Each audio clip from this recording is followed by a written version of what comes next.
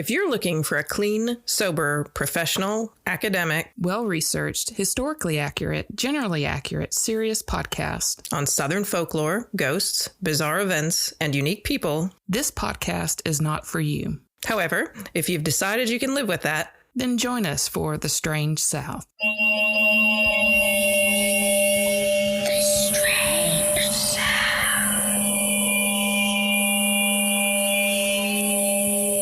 Don't put that in, Randy. Don't, Randy. Seriously. Oh, my goodness. Hi, Patrice. Hi, Marleah. Hi, Courtney. Hi, I'm not eating Duros. Oh, it's okay. You can keep on chomping your Duros. Duros. Yes. Sorry. Oh, Lord. We've had so much pre-talk because we're enjoying our pre-show treat because it was, Oh, my God. it would have been too hard to eat during the actual show. Yes, Courtney went all out. All out this All weekend. out for this weekend. Summer fun. Yes, it is the 4th of July weekend. Again, not sure how much I'm celebrating America right now. However, I do respect the holiday and I do love red, white, and blue themed things. Treats and such during 4th of July. And I don't know why I decided I was like, what if I made snow cones with alcohol in them? Y'all, like, seriously, new business venture, the Strange South Snow Cones. We're gonna Nom. travel around in our little Scooby-Doo van. Oh, my God. Oh, What I can music would we tell. play out the back Oh, all to of get it. people to come? Let me think about it. What would we play for these? So they were, I made some simple syrup. They're supposed to kind of look red, white, and blue, but I've talked about this before. I'm against blue flavored treat, blue colored treats. It's just not natural It's not because natural. the closest thing you can get is blueberries pretty much. And they're purple when you cook them. So I made a Mhm. blueberry simple syrup and a strawberry lemonade simple syrup. Oh, it's so delicious. And then a cream, like from the shaved ice places, strawberries and cream or whatever. So I did a cream. And so we had blueberry, strawberry lemonade, and cream the cream, y'all, is No. legit. cones. It was really So we were tasty. crunching ice. So now we're on our second drink made out of the same syrups, but with just more vodka and club soda on top of them. Oh, yes. Because the syrups were spiked, but I do have some that are not spiked that I'll share with the kids for 4th of July. Yay! Anyone who doesn't want alcohol in theirs, you can make the same recipe and enjoy. But it's more orange, purple, and white than red, Yes. white, and blue. Still pretty. It was pretty, Right. yeah. It's a rainbow. And then we put strawberries and blueberries on top because now's the season for those. I know, and those strawberries were Mm. really good. Absolutely. So yes, happy summer. Cheers. Happy summer, everyone. Happy camaraderie and hanging out with your friends. Mhm. Sadness. Why always sound sad? I don't know. Do are we we doing just a not sad know what to story? say? Sorry. I'm not doing one, but Patrice goes No. first. No, I'm totally not doing a sad story. We can pitch. We're going to be Oh, doing yeah. an upcoming what did we say? Crossover episode. Crossover episode. I was like, Yes! Co-show with Co-show. Crossover. with our friend Jeff and maybe his co-host Patrick Right. from Parental Advisory Movie Podcast. Because it's in July, where the Crawdads sing. Come out July 13th, I think. Mhm. Okay, so that movie will come out, and we'll talk to him about that movie on an episode of his, which means I just rush ordered the book because I'm the only one who Right. hasn't either listened to it or read it. So Loved Oh. it. Yeah, it's such a good book. And just all the Southern feels just in that book. Yeah. Did a great job. we'll see how the movie turns. We'll see I how the know. movie I'm turns sure. out. I want to do Nope. I can't. I did want to do Nope too Yeah. because I'm curious. I haven't really read any kind of theories on it yet. Have you read theories? I don't want to. I don't Yeah, I want don't to either. find I don't anything either. out in advance. So I've been But avoiding. I watched a very long trailer though that told a lot and actually told nothing at all. He's so good at that. I love him. He's so good at that. But what I'm doing my story on today, I was like, this possibly could be the thing. Okay. Or maybe not. We don't know. I wanted to go just a little bit. I tried to find something. This is not my original story. Mhm. I tried to find something absurd like even more absurd than what's going on right now. It's like I cannot do anything. Hard to beat the news. It's hard to beat the news right now. And it's so hard to do something that even remotely touches anything Southern right now without just having just a meltdown. Mm-hmm. So I was like, I need to go something absurd, something that we can talk about. And maybe this ties in with the movie a little bit. Maybe it doesn't. Because, all like the really crazy coast to coast AM stuff is just all intertwined together. All kinds of conspiracies. So I'm going with the absurdities to try to lighten my mood. Good. And maybe, hopefully not distract because we don't want to distract, but maybe just alleviate for a brief moment before we go back and fight. Marleah and I were coming back from Atlanta a few years ago. And I think this is when we did the cross stitch Oh, yeah. in Atlanta. And I introduced her to Coast AM, which was a show that my husband introduced me to because on the weekends, he would when we lived in Mississippi, he would take off to Memphis to play some gigs. And then he would turn around and come back at like 2 or 3 in the morning. And so that road, I think it's Highway 72 or maybe Interstate 22 now. I can't remember. They changed it to an interstate, whatever it is. It's between Tupelo and Mississippi. And Memphis. Tupelo and Memphis. And he would listen to this and he was like, man, this show talks about all this crazy shit. And if you've never listened to Coast AM, it is really kind of the radio show of the National Enquirer. Is what I like it too. It's like all the crazy shit that you see on the National Enquirer is like what they talk about. And they talk about with experts, quote unquote. Right. And it's entertaining. To me, it's entertaining. But I mean, obviously, these people are taking it seriously because they have like call-in people and who they are just in. Yeah, they call in. They're like, "Hey, has this ever happened to you?" And you're driving lonely Mississippi Highway at 3 o'clock in the morning. They start talking about vampires and flying demons and all of this stuff. It really freaked him out. But then he would listen to it again. But he would tell me about it. And of course, it came on. It's AM. It came on like after midnight, so it'd be perfect time for him to listen to it. But it was kind of before the internet. And so I never got a chance totally to listen to it until recently when they have like a website and you can listen to it where you're not up at like 2 or 3 a.m. One of the stories that Marleah and I were listening to while we were driving back from Atlanta was this sighting of a pterodactyl. Oh my God, I remember this so well. I remember you talking about this. Yeah.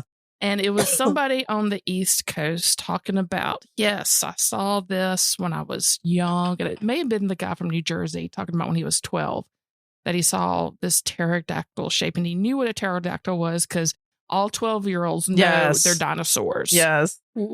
They know all of them fucking genus names and Consignathus. Yeah. Right. Things that I'm like, what? Are you speaking English? No. He was talking about that, and so Marleah and I were like, okay, that could be legit, maybe. All right, you're following, and then all of a sudden, this person like totally left turns somewhere, and we are talking about dimensions and mathematical equations and stuff that I'm multiverse. Like, if it was the multiverse, I think I would have been like able to comprehend a little bit better with this person, but I mean, it went so far off road that I just are we like listening to the same like I know we're both like, was there a blip? Right? Like, did we switch channels? I know. It was just we're like, oh, there's the crazy. There's the crazy. Bless them. Pterodactyl we can follow, but after I know, that, right? It's crazy. Get I into don't some know. math and we're I know, out. right? I can't with the math. It's true. It is true. Science. Sorry. So after we're like, okay, this guy obviously doesn't know what he's talking about.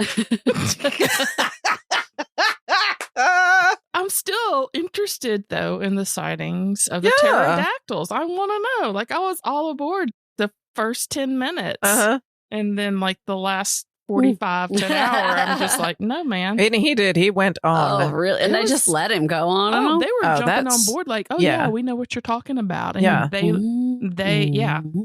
Obviously, It wove into a whole bunch of other kind of like deep state shit or whatever it was Totally, that like yeah. you just don't. that we, yeah. We're not privy to. We are not privy to. And thank God. I'm like, again, curious about the pterodactyls. I'm like, pterodactyl sightings, is that his thing? It's like, I can't do the math, y'all. I'm like on the border of the, other multiverse dimensional stuff. I'm like, okay, I'll read about that. I'm okay with that. But, let's go back to the pterodactyls. And the thing about the pterodactyls and the sightings, there's been numerous sightings, even recent sightings of pterodactyls. The description of them, they're like, well, they sound kind of like these thunderbirds that were talked about by Native Americans. Yeah. Oh, yeah. The thunderbirds come along. These sightings of these giant things have been around forever.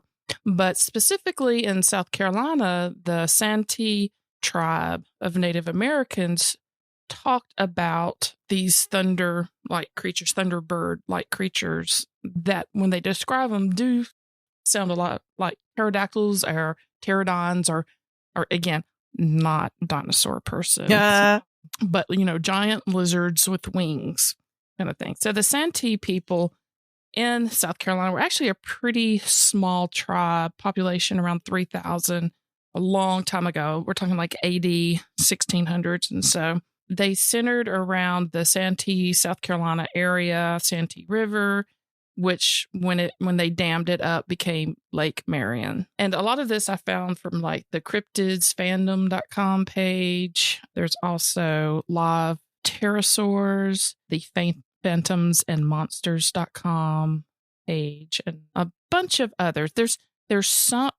several, but not as much as you would think about. Like I did Reddit trying to find some information. Yeah. And was not that helpful at all. And then a lot of the information I found it's kind of that thing where it kind of links back to itself as its own source. I'm like, how does that work? So this is what we're dealing with, folks. Okay. Things that are citing itself as its own original source. But, the Santee people were real, and Native Americans have talked about the thunderbird, thunder spirit, Native Americans, especially in South Carolina. And there is a book that's actually got converted to a PDF talking about a few great stories of the Santee people. And I'll put a link to that. You can download actually the whole book and read about it. It's very interesting.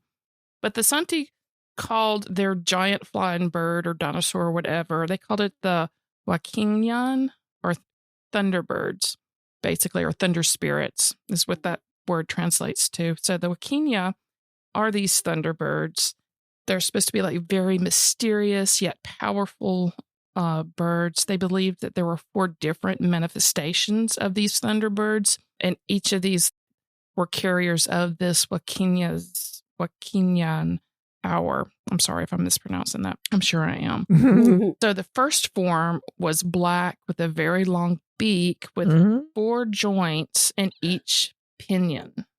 So maybe wing? Is that what I think the pinion's meaning the wings. sounds? Legit. Pteranodon, Right. Okay. Another manifestation is a yellow beakless one that has 4 joints in each pinion and only 6 quills. The third is one of a scarlet color, and it's remarkable because the length of its wings are very large, that it contained 8 joints. And the fourth is kind of the weirdest of them all.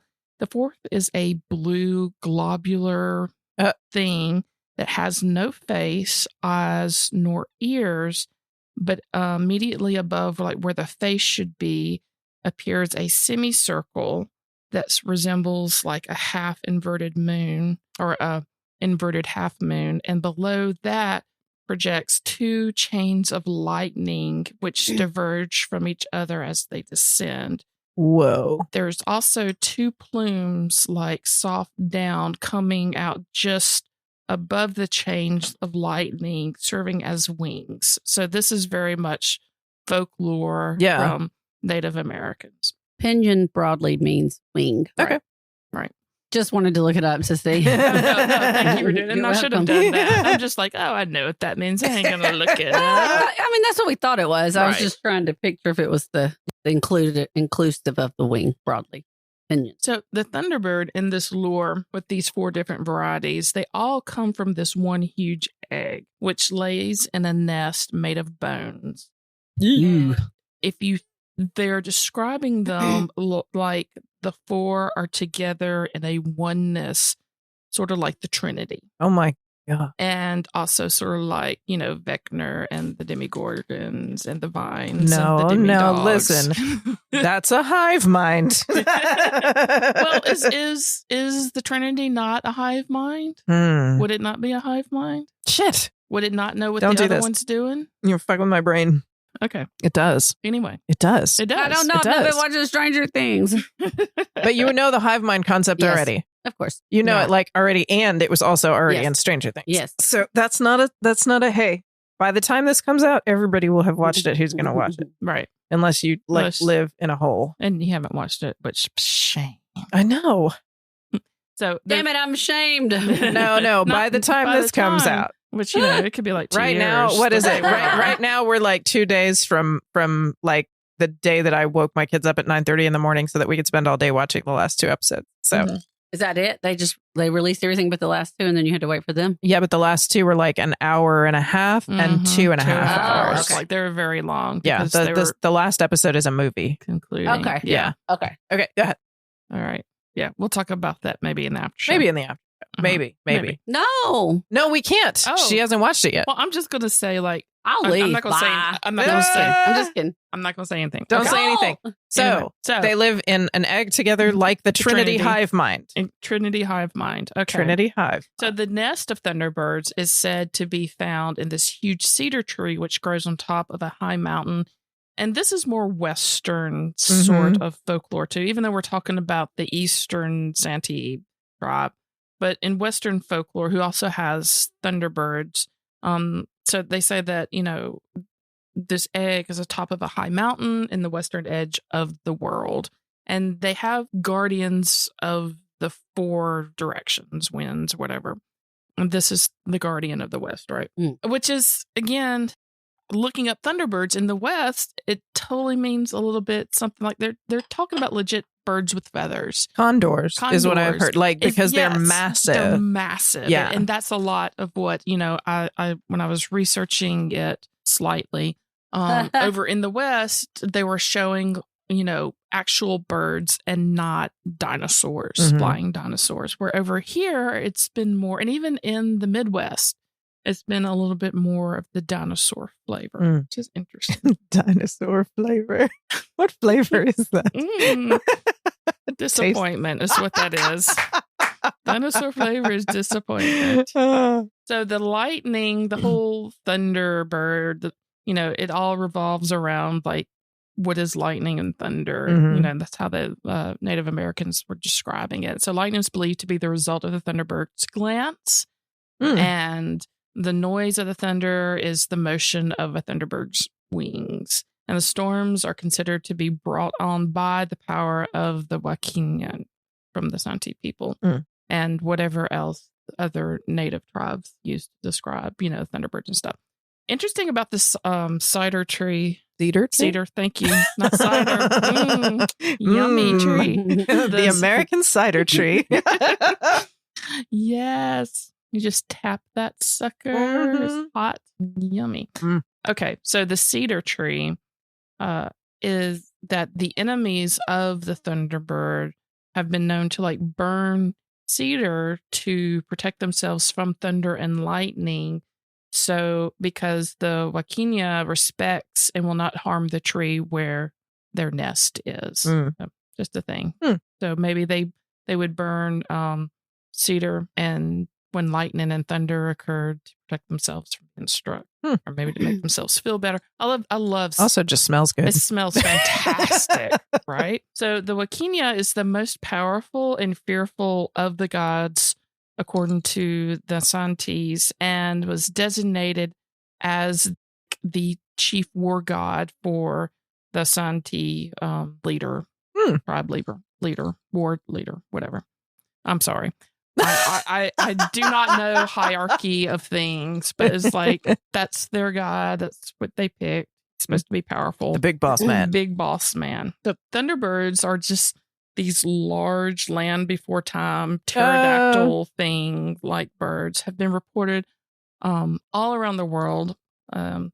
And the first recorded, I want to say, I'm not 100% sure on this. The first recorded Western occurrence happened, according to phantomsandmonster.com, and it's pretty famous. It's a 1944 World War II time era where 2 American soldiers were stationed in New Guinea and on like the mainland there.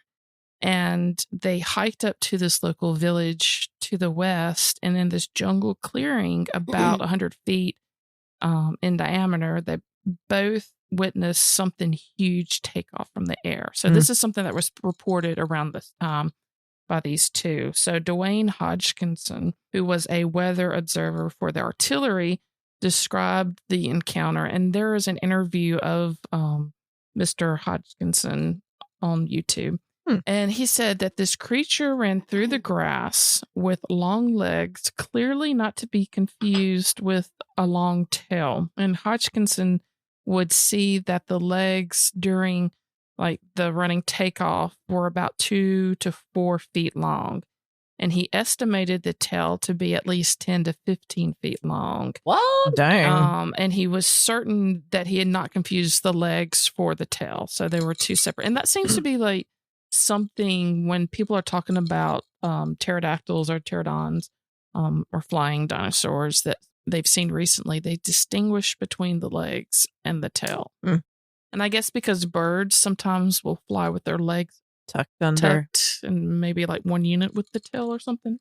I don't know why they make that distinction, but I don't know, but in Jurassic Park, their pteranodons don't have tails. I'm just going to say, let's throw that out there. I'm just going to tell you that the California condor, which is a common one in North America, West Coast, wingspan it is up to 9 feet. Yeah, they're huge. I would think that was pterodactyl. I would too. I would be 9 like, feet. Oh, man. Thunder spirit.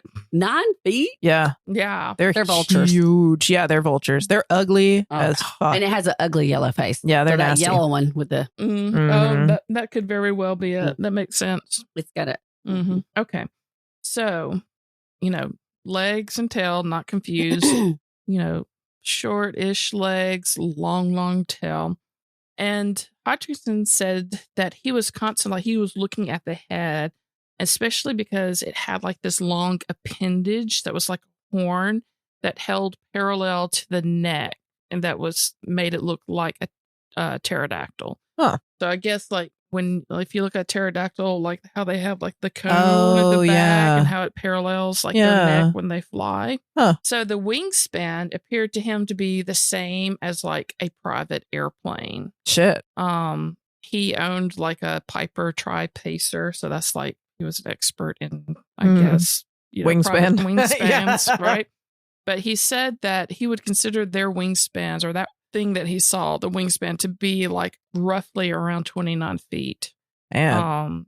To be, similar to the craft that he was flying when he saw it there in New Guinea in 1944. So that interview, like I said, is on YouTube. I'll post the link on the show page. But let's talk a little bit about some of the sightings from South Carolina. And again, South Carolina, I read several from South Carolina, North Carolina, Florida, Kansas recently, like just kind of all over. It's kind of weird. So these modern day sightings about this large mythical bird or dinosaur or whatever.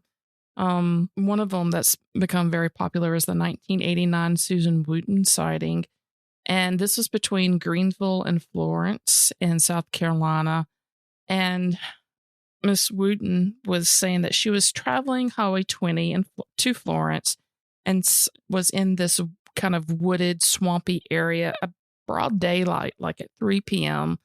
And she saw something that had like this wingspan of 12 to 15 feet, no feathers, leathery wings, like this head appendage behind its head, and this really long tail, again, that was distinguishable from its feet. 2004 in Roanoke, Virginia, or actually this couple that was driving from Roanoke, Virginia to Myrtle Beach, South Carolina. It's funny. She was describing this encounter and she was talking about how she gets nervous on the highway or interstate. So she made her boyfriend travel the back roads. I'm kind of that person too. Like when I'm not comfortable with like how people are, especially like, I don't know, y'all, kind of sidetrack here.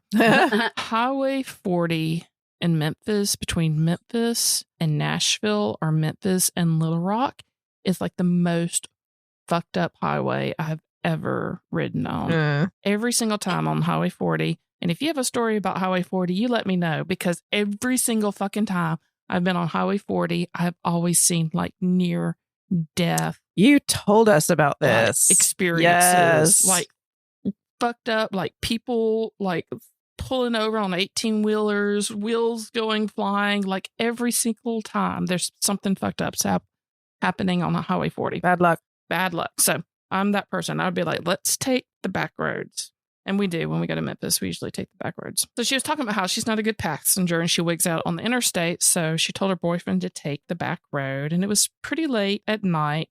And they were going through some little podunk town. And there was pine trees everywhere. And she just looked over at her boyfriend. And through his side of the window, she said it looked scary. like someone's laundry had come off the line and was getting blown around. Like this big bed sheet was like hitting this gust of wind, except they were in the woods and there were too many trees around for there to be laundry blowing around. And she's like, she's looking dead at this big white thing and her brain couldn't wrap around what it was. But it was coming straight at the car. Oh my God. And she was like, the closest thing I could think of was pterodactyl. So she's like panicking and she's like, I am positive. This is such me. She's like, I'm positive we are going to die. So she's screaming, go, go, go. And she's like, my eyes are closed and they're squeezed shut because there is no fucking way that I am going to watch us die. So, of course, they get away. And when they looked at their car afterwards, there was like this big snotty smear on the driver's side window. What? And she's like, you know, we weren't drinking. We weren't high. We weren't recently like released from psychic facility. She's like, you know, we were just traveling along and this weird stuff happened to us. And, you know, she did her research and the closest thing that she could find is the account of this legend of thunderbirds. However, the color of the thing did not match what, you know, other witnesses have said about the thunderbirds. So I was reading. It was a creepy story. It was a creepy story. It was creepy. And it's because we've all been there. We've all been that dark road in the middle of the night. You don't really know. Maybe you do know where you are, but you don't travel it a lot. But you're just like, I am just like one flat tire away from dying out here. I was reading about, because the substance that was left in the car really caught my attention. Yeah. So Snot. And I'm like, you know, this flying thing also kind of rings about the Mothman stuff too. That's up in Virginia.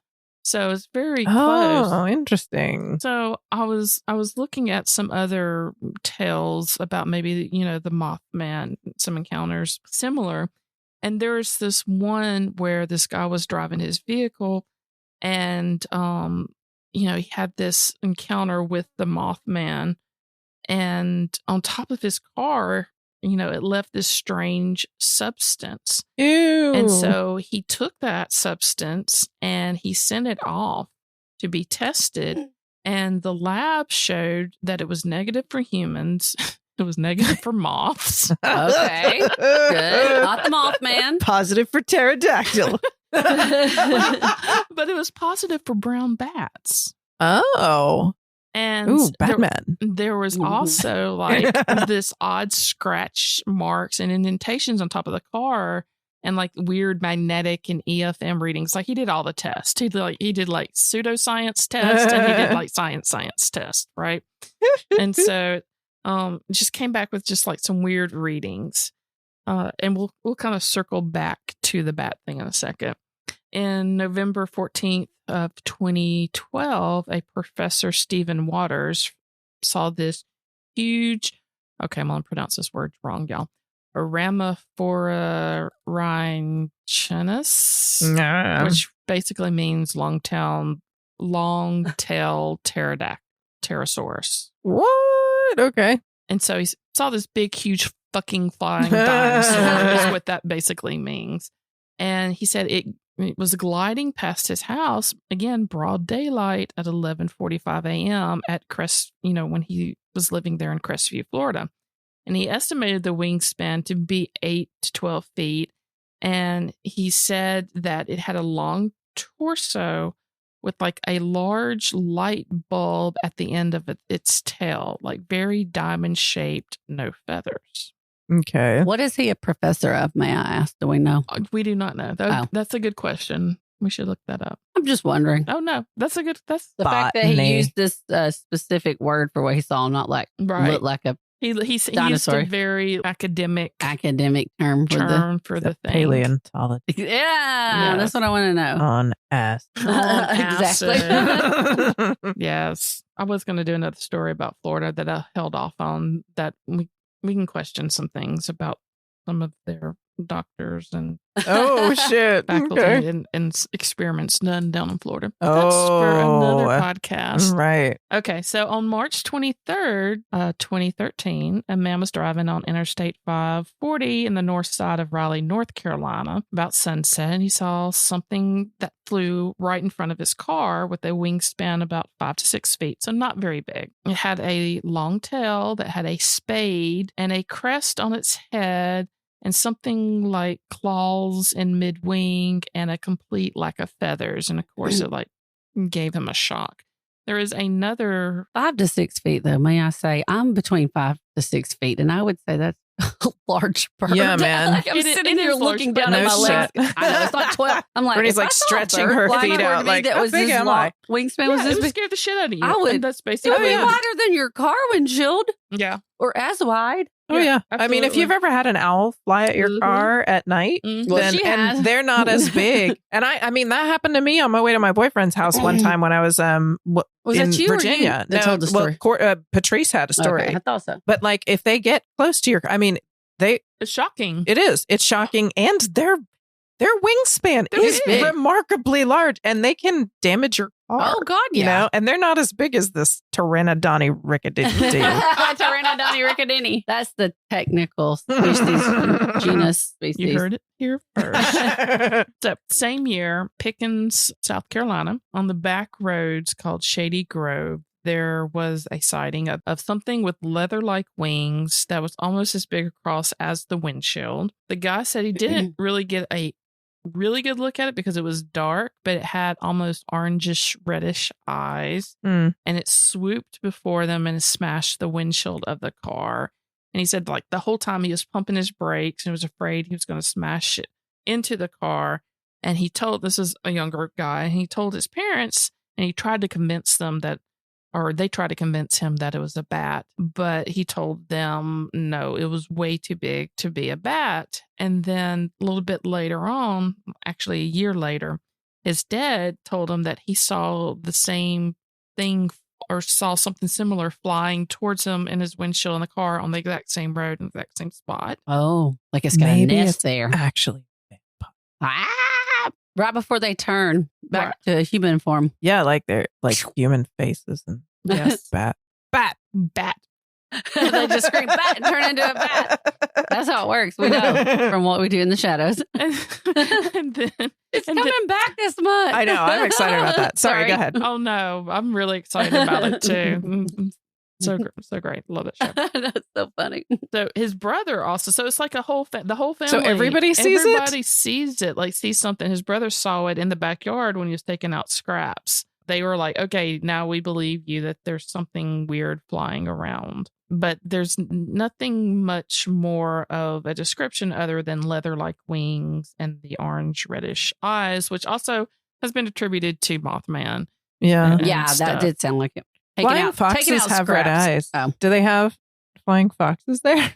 Well, let's talk about this. Okay. So this person, honestly, y'all, I didn't even read who this person is, but this person from the Riley's News Observer who was doing an article on that interviewed somebody, and they're like, I can't believe that if there were living pterosaurs in North America, 3 centuries of naturalists, explorers, farmers, hunters, trappers, and biologists, and just people fucking riding around back roads would never have run across like a single specimen, living or dead. Mm-hmm. Basically, he ranks this as being slightly more probable than living unicorns in Raleigh or Durham, but only slightly. Mm-hmm. Definitely skeptical. Definitely, again, you can see something maybe at different angles and it looks different, or if it's out of place, you kind of question what you look or what it is or how it reads in your brain. However, there's a video on YouTube. Oh, shit. That I want y'all to look at, and we're going to take a quick little pause. I want y'all to look at it. Okay. Exciting. And tell me what y'all think this is. Okay.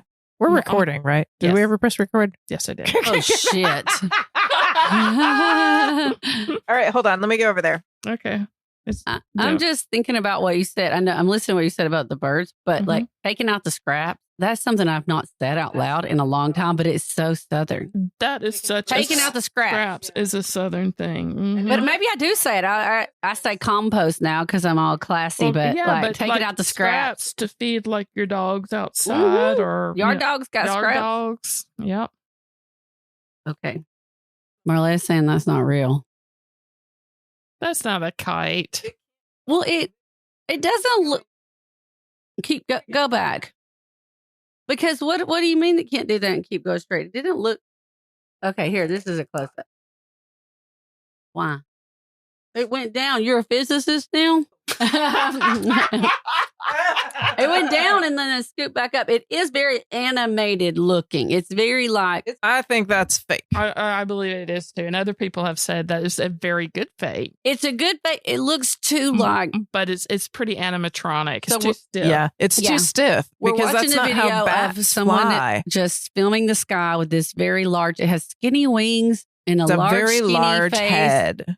Large skinny head that's almost like a with cone that crest behind. And then when they show it close up, you can see clearly the joints in it. It's almost like it's got 2 joints on the wings and they kind of fold up here like an elbow and then like you bend your hand or something. It would have to be some sort of drone. You think? Thing? Yes. It was there.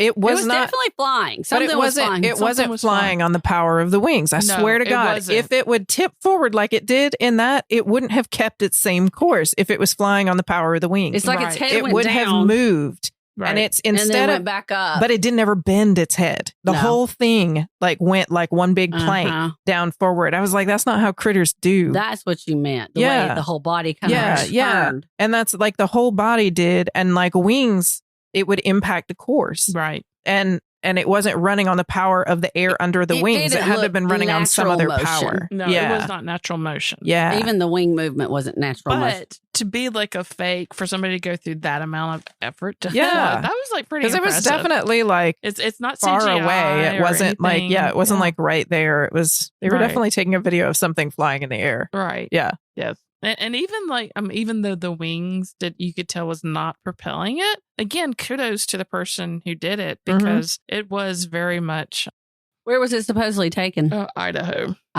Yeah. Why would they go to Idaho? There's nowhere to hide in Idaho. So we're thinking maybe possibly some of these sightings were pelicans, maybe bats. Maybe animatronics. So speaking of bats, I looked up the largest bat there are, and there's there's the flying fox that you I mentioned. love the flying fox. They're they're so like fucking cute. Puppy dogs. They are. With large wings. So the Mhm. largest bat, and it's not unheard of because we have species that are let loose in the wild in America here all the time, like the anaconda in Florida, and is it anaconda? What is it? The python. Huh. The python. Yeah. And in Florida that taken over. So we have things that are not indigenous to the area all the time being released. So it's not unheard of like if somebody had a flying fox and let them go in the area. But the flying foxes are the largest bats, and they can have wingspans that are about 5 feet. That's what I was trying to find a picture here of someone standing next to one for reference. Yeah, because it's hard to. It's basically their body and feet is like the height of an average person. Mm-hmm.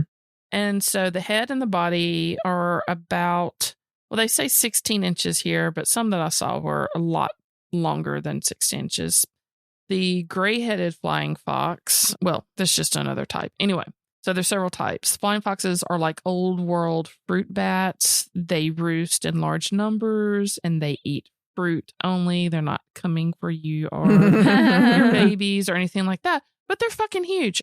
Mm-hmm. You know, hanging upside down, an average person, they're going to take up like the full size, especially with their wings being all pointing and stuff. And they're terrifying.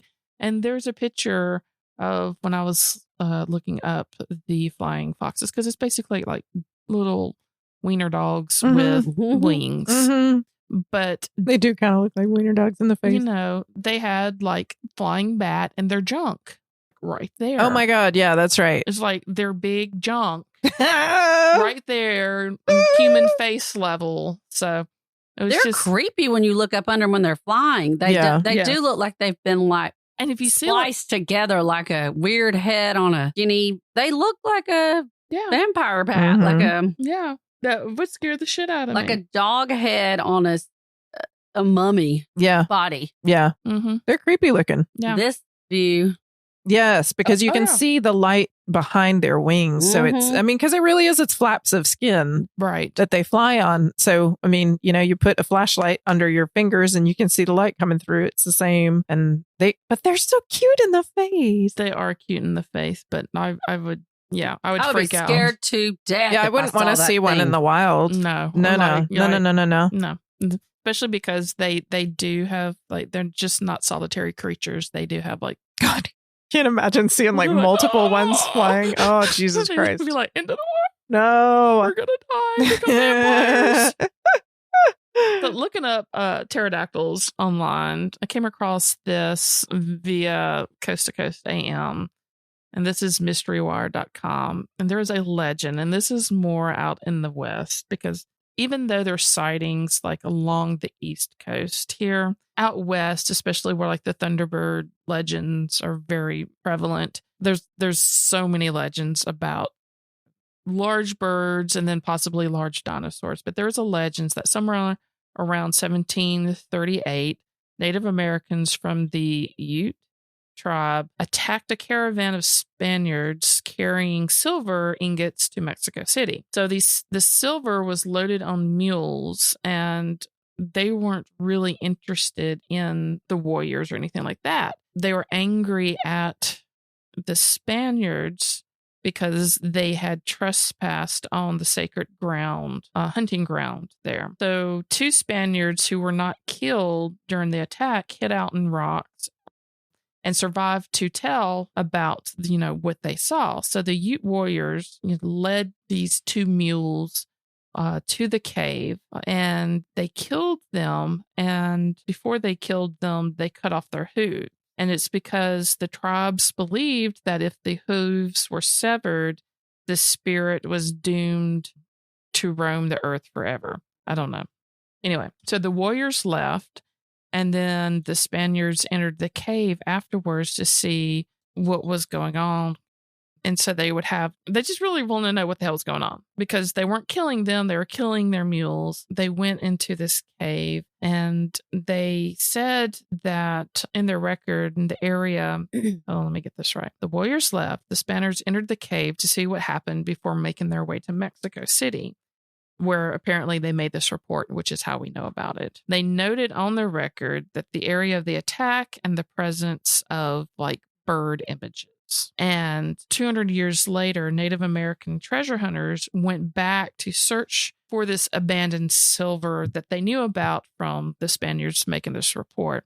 So after digging deep into the sand, they had collected there over the years, they eventually found like animal hooves along with remnants of leather that they believed were packs from, what the animals wore, what the mules wore. But there was no silver, obviously.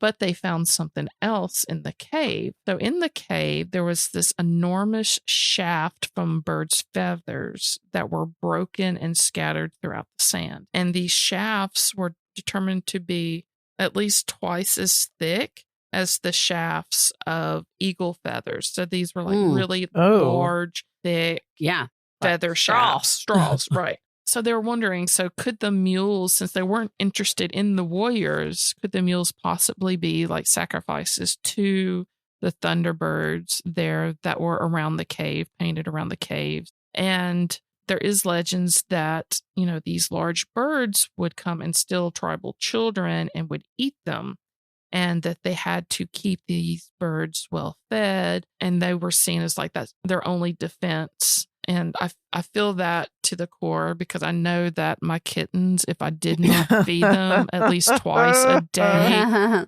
they would start eating me. So they are appeasing. I want to go see them. I thought about them a minute ago. Oh, you need to. Yeah, we will. And so, they were appeasing their thunderbird and feeding them mules, and so that they wouldn't take their children away. Damn.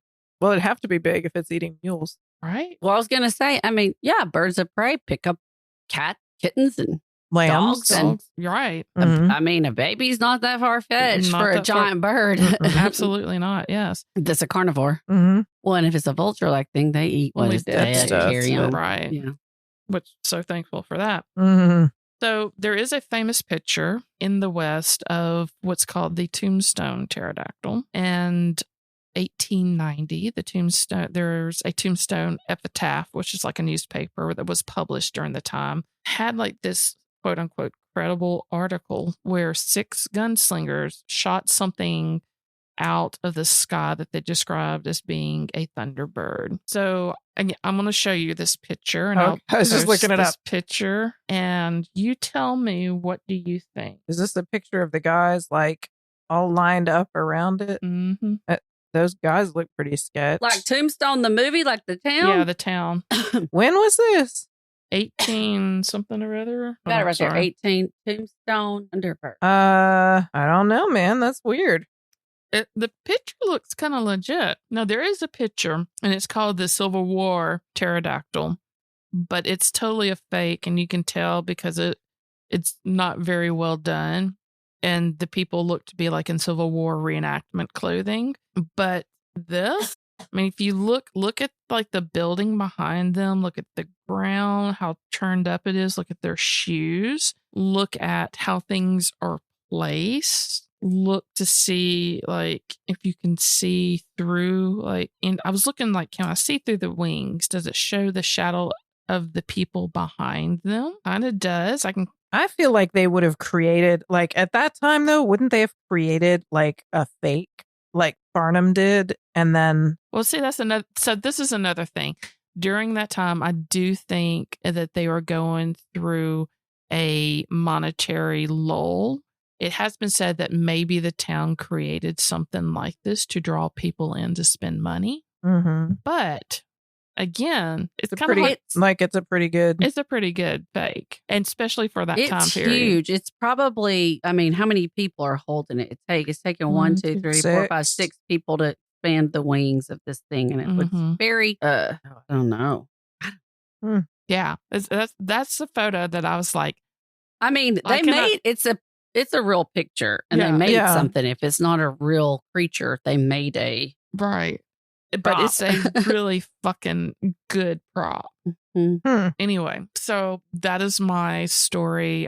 Pterodactyls in the South. Interesting. Legend or lie? real or hoax? Could it be possible? What do you think? Do you think that we could still have things flying around that we have not classified and dissected and yes. That's the reason why the pterodactyl story on Coast to Coast, like, I believed it until he started like pontificating about stuff, because I think that's part of the reason why I don't discount people's Sasquatch stories or cryptid stories, because they verify the idea that we don't know everything, right? Which I think is very true. Like they're still like discovering species of all sorts of things. Absolutely. So yeah, there's plenty of shit we don't know. Right. We don't know, if it's, the same monster you're seeing here and there and everywhere, or if it's a monster at all, or if it's a pterodactyl, or if it's a new breed of fox or some sort of thing. But like, there's definitely shit we don't know. It's when people start talking like they do that I lose interest in what they're saying. No, absolutely. And then they start connecting it to outer realms and, black-eyed children or something, Whatever the hell. Oh my God. Yeah. There's totally shit out there we don't know. That's what's so cool. There's definitely things out there we don't know. Mm-hmm. The question is something this large, like, I don't know. Yeah. How well does it hide? I know there are some places that no one goes and accidentally. But we are of the age of the phone. I mean, there's no way we couldn't. Like that video you just showed. Yeah. If somebody saw it, right. Everybody's first instinct now is to take a picture. Yeah. Record it. To record. Yeah. So the fact that we have no secrets anymore. We have no secrets anymore. That the fact that we are. I mean, it's good for some things, as we've seen the use of cell phone footage for good. Right. But like, I just think people would. Yeah. I mean, it's one thing when you're driving at night and something flies up at you, you're not going to do that. Yeah. But if they're, I don't know. Honey, I'm driving my pickup truck. I'm like, although, but I walked out of my house the other day and I saw I know. And I didn't have my phone available to go grab and take a picture of it to show you and stuff. So, because I had just walked by there. Right. But you would have normally. Normally. But I'm just saying, And a lot of those were 2000s. Yeah. The stories? Yeah. Post not like 10, 12, 13, 14. I think there's a big bat out there somewhere. I think so too. I think somebody let now loose. I want to go hunt the big bat. I want to go find the big bat. That bat that was roosting Philippines somewhere. bat that I just saw, that's one of the brown whatever. The flying foxes. Flying fox. And I think they're that so cute. Exotic exports are definitely exotic exports are definitely a huge thing around here. Ask Florida. So it's because if the climate's tropical enough, then there are a lot of places that's why I was wondering about from. South Carolina. Yeah. All these South Carolina ones, I'm like, it gets cold up there. But what's out there? I mean, I would think though, if it's something that's typically in the West, if it were like a do they migrate? Condor or whatever, that wouldn't. Do they fly south for the winter? I mean, how do they know how to fly south for the winter? That's Think a about whole it all the other. time when I see the geese. How do you know geese? And I'm like, where are they going? How do they know to go there? They just feel it deep in their feather stalks. So let us know what you think about the idea of real life pterodactyls being out there. Yes, tell us what you think. Bat. Taking a break. We're taking a break. Bat.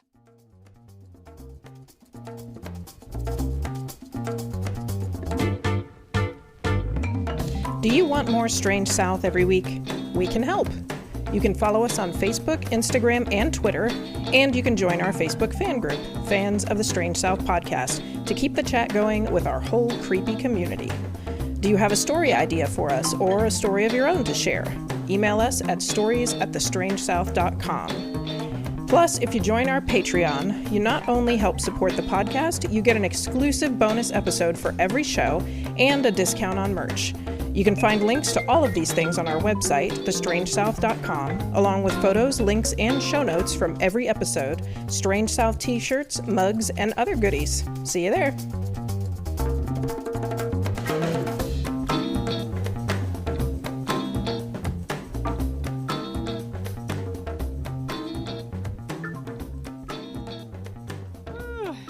All right, are we back?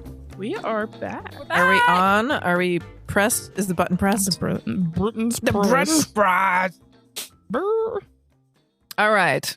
So it's interesting that you were talking about the potential. Well, the potential. Wait, let me hold off on that segue. Okay. Okay. I don't want to spoil anything. So this recently, I don't know when this is going to come out. So recently, Randy and Courtney and I got him for his Father's Day gift I can still hear you.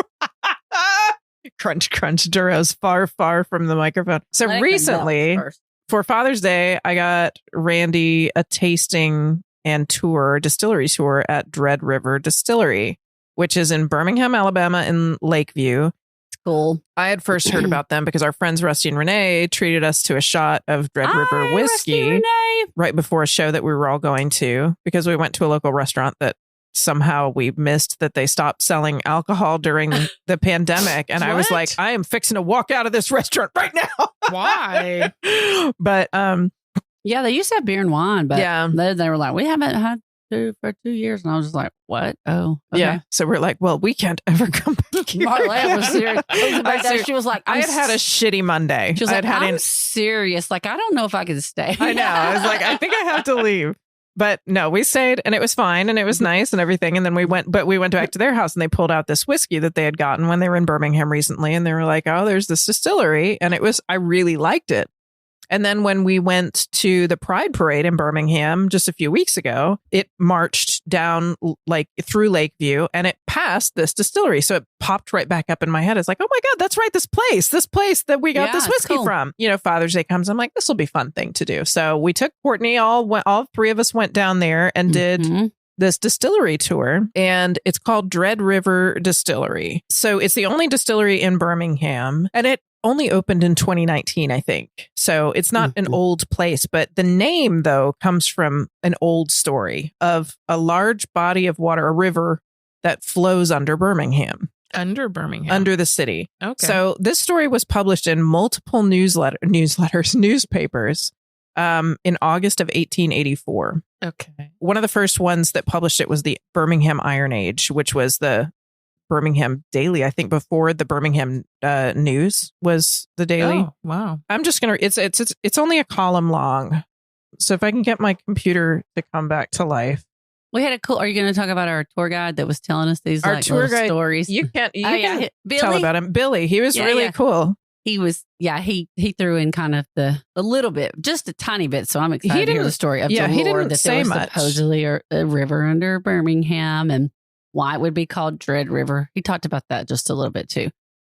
Underground rivers and streams really fascinate me. We had like an underground stream in the first house that my husband and I ever bought. Oh, really? And it fed because we had this huge oak tree. Like I'm talking like 4-foot diameter trunk.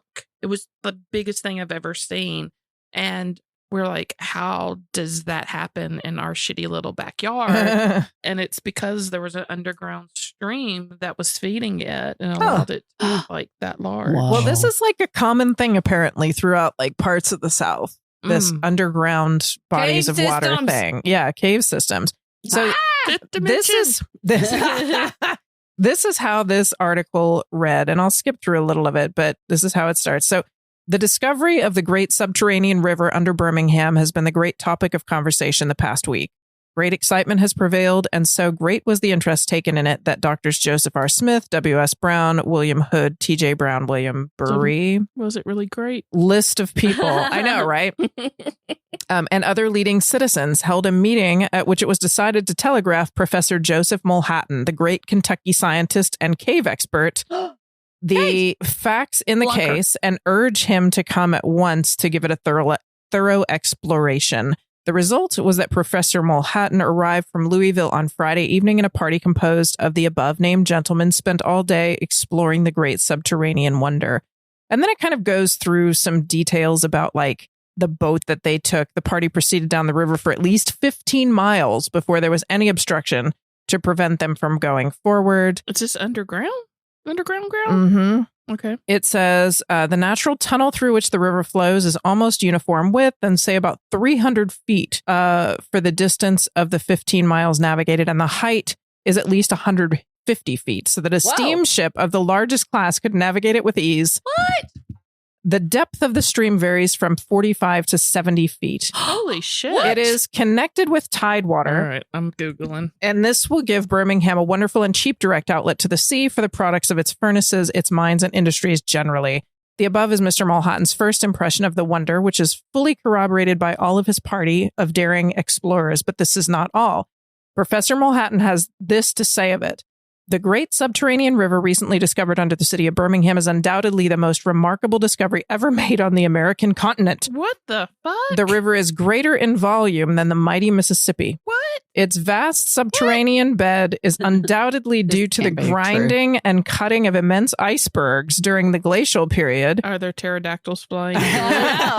Then at a subsequent pre-Adamite period, violent upheavals of the earth toppled over the mountain through which the icebergs continued to cut a natural ship canal to the Gulf of Mexico. A prehistoric race undoubtedly used it for transportation of metals from this section of the sea to where they were transported to various parts of the world. Furnaces on a scale scarcely so magnificent. I don't even understand what he's saying here. Is it great? At its grade. Added to this, says Professor Mulhatton, we discovered in niches of the cave numerous articles of bronze, also statuary, numerous Masonic emblems, and mummies with sandals on their feet. No, this is not true. All in a perfect state of preservation. We also discovered the remains of many marine monsters of the old red sandstone period, prominent among them the huge ichthyosaurus, which was undoubtedly used by these prehistoric races to drag their ships from what is now Birmingham to the Gulf of Mexico. See, I wasn't wrong. These extinct sea monsters were docile and harmless and were harnessed to the ships laden with pig iron, which they pulled to the sea with the greatest of ease. They were more powerful than the most powerful locomotive of the present day. Hulls of these ancient ships are scattered throughout the banks of the great subterranean stream. Now they're talking about excitement prevails. Professor Mulhatton has also seen eyeless fish and sea monsters of the shark species, eyeless amphibians of the reptile and alligator tribe, he says, down there. And he says a company should be formed at once to get rid of any obstructions, to navigate it. And the property belongs to the city. So the government is of paramount importance to Birmingham, Alabama, and the entire scientific world, and is worthy of the greatest enthusiasm. Obviously. And this was what newspaper and what year? 1880. This was published in multiple newspapers across the South and across the country in August 1884, but most prominently in the newspaper, the Birmingham Iron Age. Was Birmingham needing some money at the time? They should have taken a picture of a giant fake pterodactyl. I know, right? The Iron Age later dubbed it the Mystic River because of all the talk about it. And there were 2 years later, there was another story on the river that talked about a woman who said that her son and his friend had gone down onto the river and either navigated it or fallen asleep. They had somehow found the lair of some like famous counterfeiting gang or something down there. Oh, I'm sure. And then they had ended up waking up when they had reached the Warrior River, which was like miles and miles and miles and miles away. You know, traveling back roads does not scare me for like the winged beast that I could possibly see. It scares me for like the illegal things going on and running across like those people with like machine guns. And those are much closer threats to you. Much meth closer. labs. Meth labs. When this story of this woman whose two sons had gone down on the river was published, one of the quotes was from this woman who was the mother of one of them, who said, "I've lost my boy down the Dread River." Oh, and shit. that's where they got the Dread River distillery name from. Well, fucking fantastic name and lore behind like it's pretty cool. And since what you're saying about groundwater, it's because those underground streams and sources of water, those are groundwater. That's what you call them, I guess. And I didn't know that that's what that meant, but that's what groundwater is apparently. Underground springs and everything. And apparently there are more in Alabama, more miles of underground rivers than in any other state. Wow, that's cool. And so all those natural caves like DeSoto Caverns, and I think it was Rickwood, there's all these natural massive caverns. A lot of those are due to groundwater. Oh, yeah. It's the Sasquatch Highway. But you know, we went to what is DeSoto. DeSoto Cavern, and you know they talked about which changed its name since then. But go ahead. Oh, really? Mm-hmm. What are they called now? Something better. It had nothing to do with DeSoto. Okay, it's another name that actually makes more sense, but I can't remember. It might be Wonder. I can't remember what it is. No, it starts with a K. Anyways, go ahead. They were talking about, people doing stills down there during Prohibition and everything. Those caverns, they're huge. Yeah. And it's remarkable. It is like going into another time. It is. And place. And world. It's majestic. Yeah, if you could do that. Majestic caverns. And that is sense. The distillers, like the homebrew distillers who wanted to just go and make their own stuff. They would use a lot of these underground springs for water for the stills. And they were talking about how people got down there in order to do it. It was not something I would go through, like crawling on your belly through like 1.5 foot enclosed space. No, thank you. Jack Daniel still uses that spring. They use a spring. That's what every bottle of Jack comes from, that spring. And that's a bourbon thing too. That's a very bourbon thing. Wow. So that was a fake story. Well, Birmingham, yes, exactly. What? That was a fake story. But, with all these people, Birmingham had only been incorporated for 13 years when that story ran in the Birmingham Iron Age. And the steel boom had come up and the population of Birmingham grew really fast. So they're building and they're building and they're building. And as they're building, they're finding all these problems that have to do with groundwater. They're finding all these underground streams and underground springs and rivers and sinkholes that are being created by those. Yes. Well, there's a lot of limestone. Lime is one of the main components under there. And one of the issues that came up with the building process in Birmingham came out shockingly right before the story hit the papers. They said it had been noticed that during a hard rain in Birmingham, there was water that was flowing down this open sewer on Fifth Avenue. And it would disappear into the ground at one point in between 21st and 22nd Street.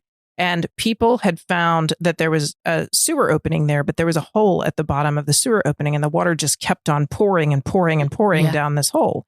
So the mayor ordered 2 men to go down and explore, and he tied them with ropes around their waists. Like you're saying, it's hard to get down into places like this. They got in this hole, what was a sewer drainage ditch, but they heard water rushing below, and they had 9-foot poles that they took with them, and they couldn't sound the bottom of the water. Oh, wow. So it was a cavern underneath. And the city has started to try to deal with this. People have heard about it. It got in the news that there's this sewer cavern underneath 5th and 22nd. They're thinking, okay, well, is this an underground spring? Can we use it for, water source, or can we use it for drainage or whatever? This other story suddenly comes out about there being a mystic river underneath Birmingham. All of a sudden, all these people are like crowding to like look into this hole at 5th and 22nd because they're thinking this is the entrance to the mystic river. Right. They had to like put up gates and fences and things. People just kept on showing up. Some clever person also, like after that Mystic River article came out, like posted ads in the newspaper saying that they were offering guided boat tours down the Mystic River underneath Birmingham. And people would travel from other states to go, and then they would never find the boats because there weren't any. That's got to be took right. Their money. Like at UAB, right? Like 5th and 22nd. So. That's weird. 22nd, 21st, 5th, 6th. And they did say it was around the hospitals. Right there in the middle of, It's in downtown. There were a lot of underground water sources in downtown Birmingham. It caused problems during different parts of construction. Like even the Tutwiler had problems underneath with the foundations, lots of stuff like this. Wow. So some people had read the Mystic River story and right away known that it was a lie. But not even because of the content. It was because they saw one of the names that showed up right at the beginning of the story. Because Joseph Mulhatton is not a Kentucky scientist and professor. Oh. He was a salesman. Of course he was. For a Kentucky hardware store. And many newspapers had already dubbed him one of many nicknames, the Monarch of Mendacity, the champion newspaper liar of America. Munchausen Mulhatton. Munchausen? Yeah. Or he was the liar laureate of the world. Was one of the things that they called him. What's his last name? Mulhatton? Was he a scoundrel? Joseph Mulhatton. How do you spell it? Mulhattan or O-N, depending on who's saying Mulhattan. Like Mulholland. Yeah. Mulhattan. And at that point in like around the 1880s, 1890s, it had become a common saying that if you're a tremendous liar, you're like telling tall tales, that you are lying like a Mulhattan. Wow. Oh, wow. He really made a name for himself. Yeah. He really had. As so often happens with fake news, right? Like the story is repeated by sources that most people thought were trustworthy. Right. Yeah. and then repeated by others who wanted to capitalize on it. And so the more and more people hear it, the more and more truth it sounds. So like it sounds truthful. Cited themselves. Kind of like that. Right? Yes. Like the link. Click to a link. I mean, you were even getting me there for a minute. Well, and that's you the thing. The tide water and being like near the. I was starting to see the ichthyosaurus, and you could do a steamship down through to the Gulf of Mexico. How far we are from the Gulf of Mexico in Birmingham. I'm like, to get to Mobile, I mean, at least 3.5 hours. Yeah. Oh, yeah. And part of the thing is, though, at that beginning, it kind of grabs you because he takes something that's not that far from true. Yeah. And then blows a bunch of hot air right at that part. Talking about the stuff and what they found. Yes, exactly. Mummies, and I was like, well, we've done. Yeah. So but I mean, that's what a good lie is made of. It's like just enough truth to catch you. But, you guys, it's like we're listening to it and we get to that point and we're like, oh, for God's sake, like absolutely not true. Just a little bit in, I was like, okay, no. But not everybody responds that way. Especially during that time. Especially during that time. How would you know? I would have been like, oh, fuck. Yeah. I mean, these folks hadn't driven from here to Gulf of Mexico and known exactly how far it is. It's like it's not the same. I'm like, there's tide water on it. Wait, this is not me. And then, of course, when you're starting to talk about what they found under there, I was like, we would have had a museum we would have had to visit by now. Yeah, because we're being able to look at it in the past, right? Like we're however many years. Yeah. But so Joe Mulhattan was expert at this kind of lie that caught people at the beginning and really kept people throughout a lot of it. They didn't have Google. They couldn't fact check. And the newspapers were printing these. They didn't even really have the Encyclopedia Britannica. No, they didn't even have Encyclopedia Britannica. No, Joyce Byers was selling that in the 80s. So he was born outside of Pittsburgh in 53. I wrote that down wrong. 1853. His dad was a Presbyterian minister. We don't need to say anything about that. I was really wanting to say something. When he was still in high school was when his first known hoax came out. And this was, he somehow spread the story of like a rash of stagecoaches being held up in his hometown. And it spread quick enough and well enough that reporters from the Pittsburgh daily newspapers were like flocking to his town to find this like outlaw gang that was attacking stagecoaches. And they rode around for like better part of a day before they realized they'd been had. Oh, so they had trouble right here in River City. Right here in River City. Capital T. That rhyme with P. That might come back a little bit too. So he was Mulhattan, he was a good-looking guy, as often snake oil salesmen are, right? So he was great smile, clever, quick, talked fast, great conversation, blue hair. What? Blue eyes. Oh, I was like, wait, what? Dark hair. Blue eyes, dark hair. His beard was well trimmed. He had spiffy clothes. He goes to work as a traveling salesman, which is a great line of work for him. Right. And that was also called a drummer, which I didn't know this. A traveling salesman in the 1800s was also called a drummer. And I think a lot of the time, one of the stories I found said that it's because they would keep their wares in a big container that was mostly hollow, and they would put oilskin around the outside of it. And then when they came into a town, they would actually beat on it to get people's attention so that they would know. And especially in the South, when you don't want to walk up to people's property and doors without them kind of knowing who you are coming. Didn't want to face Granny. You don't want to face the shotgun. So he would beat on it. They would beat on it on their way down the road so that people would recognize that they would know they were coming. I've never heard that before. Yeah. And people started talking about like the Music Man and stuff with all this. Oh, yes. He's a drummer for a Pittsburgh hardware company. And then he gets a job with a different hardware company in Louisville, Kentucky as their drummer. So in this job, he travels all across the South and out even to Texas and Mexico eventually, but across the Southeast. And he's great at his job. Other salesmen said that it was useless to go through any territory after Joe Mulhattan had been there because he'd taken all the sales already.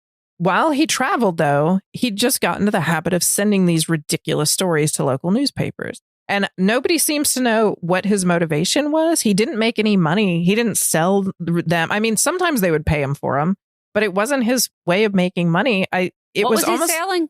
A hardware. They just said a hardware store. Hardware. So I imagine like, what you'd find at Ace Hardware or something. Screws and nails and so I was like, he could have been wrenches. Like a compulsive liar. He could have just been bored and clever, and he may have gotten a kick out of just the fact that he could do it. Right. Because they kept on taking the stories. Yeah. There was an article in Hillsborough, Ohio News Herald in 1886 that talked about a conversation somebody had with Joe. And they called him a versatile and adventurous liar. They said he was sunny and energetic. And they said he only wrote lies, but he never told one. That they, quote, no man's statements are more reliable, no man's conduct is more upright, and no man's conversation is cleaner or purer than Joe Mulhatton. He called himself tenderhearted as any woman. This may have actually been written by, as I read this interview with Joe Mulhatton, I was like, I really seriously wonder if he wrote this himself. His stories are catchy. Mm-hmm. I mean, like they're not like the height of literary talent or anything like that, but they're well put together. And he apparently would just get home from work and just dash one off in like 30 minutes and put it in the mail. I mean, he didn't put a lot of work into him. Yeah, he was exactly. He was ahead of his time. Would have been a great YouTuber. And it's funny because the newspaper world at this time wasn't much more like verified and validated than like YouTube. Oh, I'm sure. I mean, all you have to do is read like actual in the newspaper. I know back in the day, the language that was used.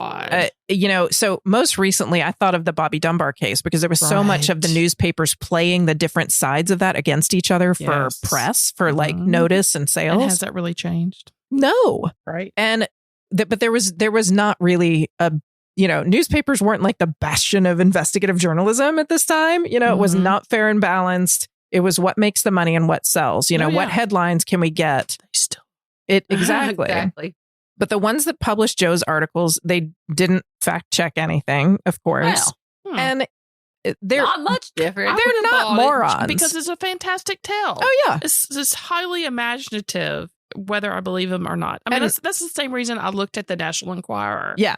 Because I'm like, holy shit, Elvis is living with Bigfoot down in Nevada. It's entertainment. Yeah, it's entertainment. It's entertainment, right? Right. So and like the folks who were doing these newspapers, most of them knew that it was fake. Even if they hadn't seen his name, they would have known that it was fake. But he had a pseudonym that he used that he put things in under Orange Blossom for a while. They knew if Joe Mulhatton's name shows up anywhere near it, they knew that it was fake. Orange Blossom? I know. That was his pseudonym. That is a YouTuber name. Is it really? No, I'm saying that's a perfect pseudonym. Oh, I was like, oh my God, who's Orange Blossom? I want to follow them. Oh, really? What do they do? No, we're the people he was going for. But so they knew, but he called it novelistic journalism was what he said. That article in the News Herald in Hillsborough in 1886, he said he was doing for journalism what Jules Verne did for the world of romantic literature. And I believe it. That he said, nobody is hurt by my little novels, he said. Nobody's morals are corrupted and all are entertained and sometimes instructed.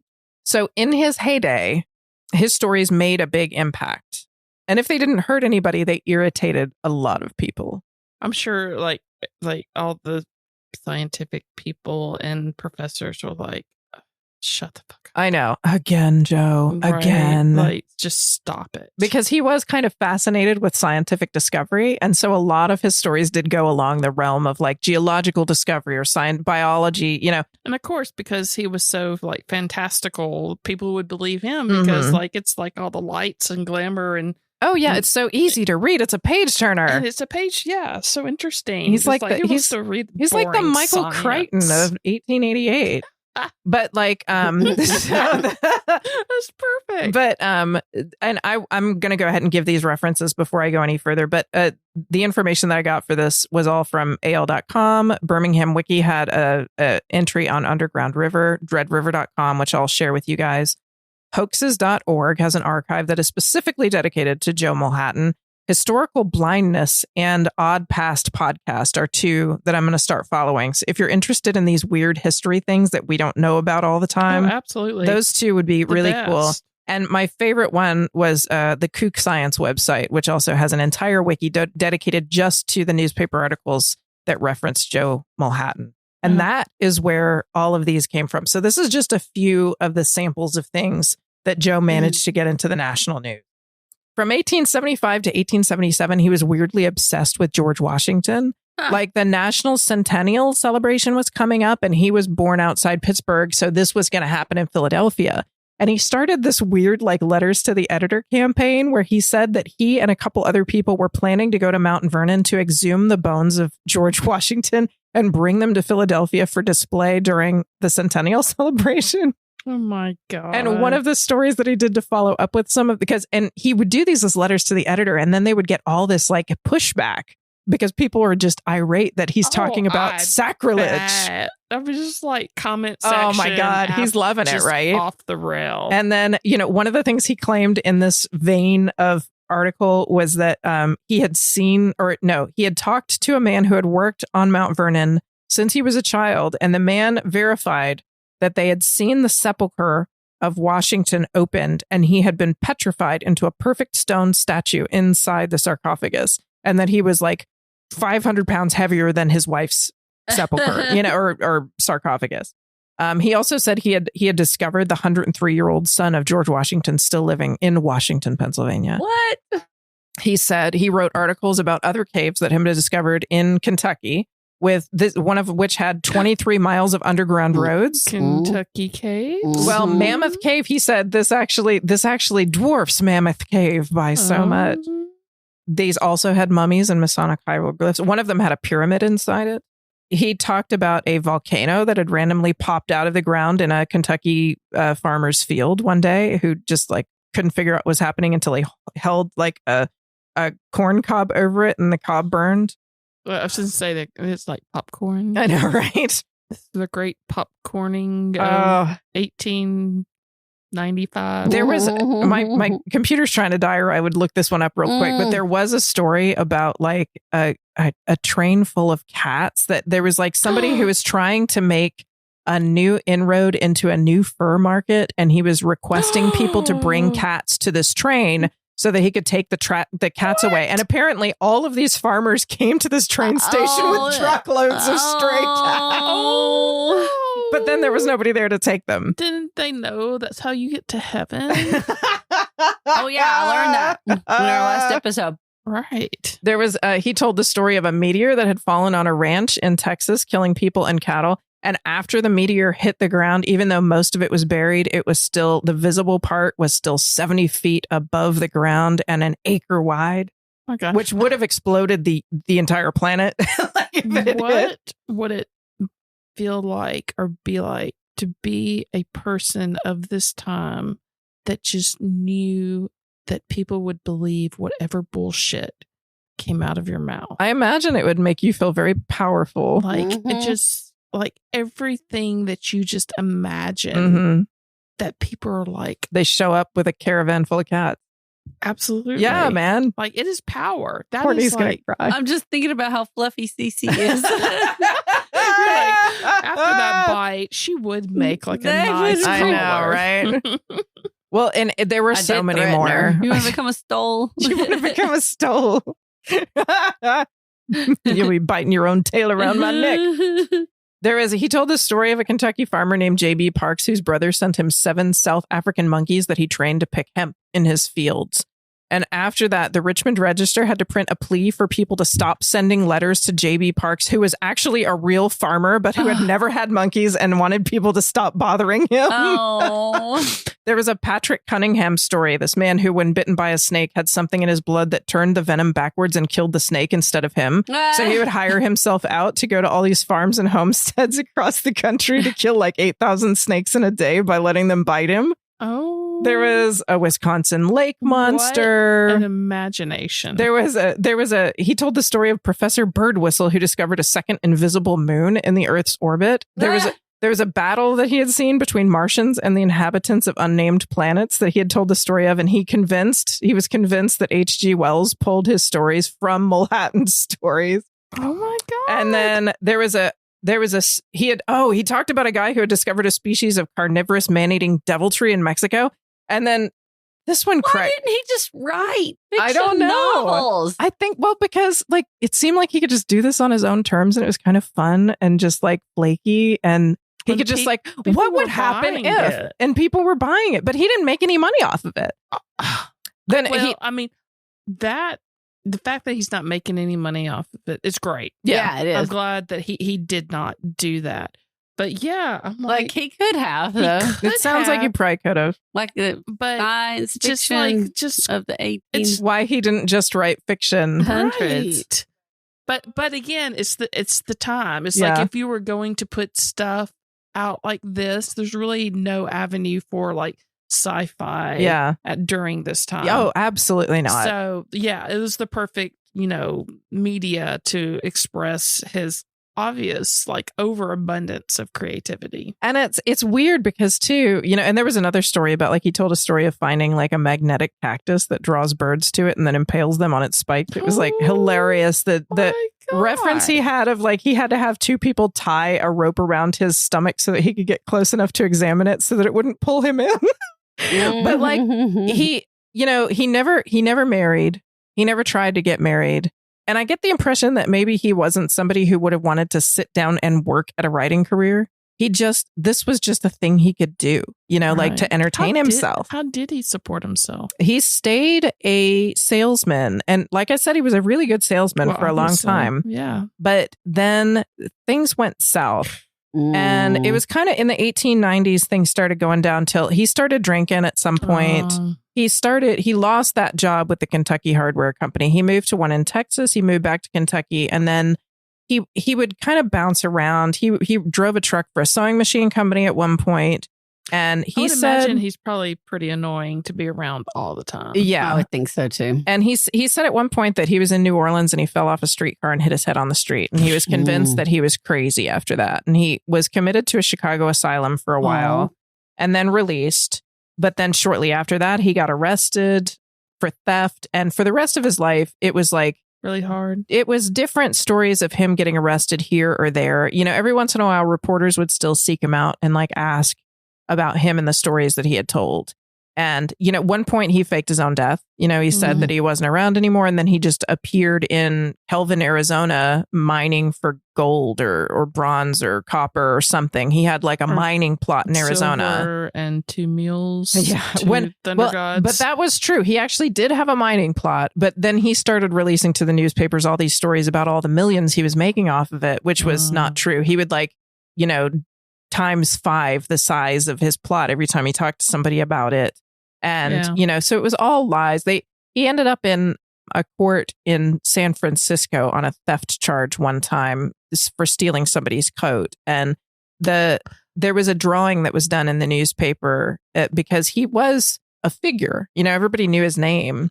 And there was a drawing in the newspaper of what he looked like when he was young. And then his current self standing next to it. And it was like this dapper guy with a top hat and black suit and everything who was young and skinny and tall.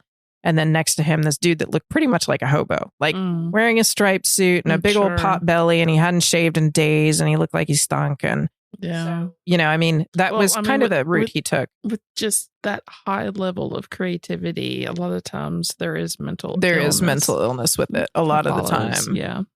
Like I said, he moved to Arizona, claimed to be working on this mine, I think for like 10 years. He had a sister who claimed to be a sister anyways, who lived nearby and who talked to the newspapers on his behalf sometimes. And then in December of 1913, she reported to the news that he had drowned in the Gila River in Arizona. Oh. She said that his body had been recovered and that they had buried it. Is this the fake death? No, this is the last reference to him in the newspapers. So it may very well have been true. So do you think he killed But nobody himself, knows. Or, yeah. Nobody knows what happened to him because they wouldn't believe it even if they were told. True. Because he was Mulhattan. So, well, yeah. But that is the story of the King of Liars who was who created the source the Dread River story. The Dread River. Yeah. He created it. Yeah. Wow. That was a cool, I was like, oh my God, all the shit this guy did is like, it's never ending. And if go to that Kook Science website, I'll put it on the show page.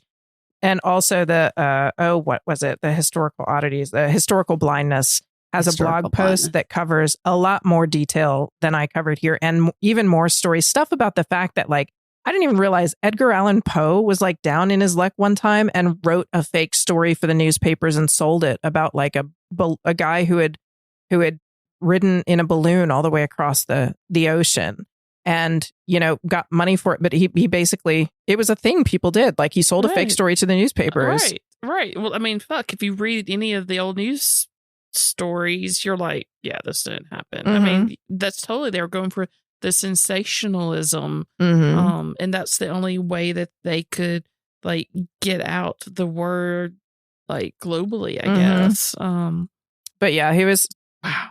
It's weird because by the time it was over, I was like, I really felt for the guy. And part of me, well, actually, I'll talk a little bit. I don't have much else to talk about in the after show. So I'll talk a little bit more about my impressions of him in the after show. But awesome. Yeah, he was fantastic story. Thank you. You too. Fun episode. The Dread River origin story. That's cool. I do have to, I'm going to give a shout out because Courtney used Dread River vodka in these drinks that we made today. It was good. So good. Can't feel my face. Yeah, I really liked all the things we give tried. Us the call, Dread River. Yeah, we'll be reaching out because they have a super cool space for events and we might look at it. I would highly suggest anyone who can go and sit down and have an appetizer too and have one of their cocktails. Truffle fries were really great cocktails. Sounds amazing. And some really cool merch with their logo stuff. And really nice people, by the way. Everybody there was super cool. It looks kind of fancy when you come in and you kind of feel like, because someone was having a wedding. So we were like, are we underdressed for this? But like all the bartenders and they were nice hostesses and tour people were, they're like, yeah, we have fancy stuff here, but we're, but we're normal. Well, not just normal, but I didn't feel off. You could be dressed up in a gown or wear your jeans or whatever. Yeah. Right. Seemed like, it was really cool. It was cool. I really liked it. Yes, we'll go. Awesome. Thank you all. Right. Thanks. Bye. Bye. Bye. They are so small. SMOL, small. My kitten is so small.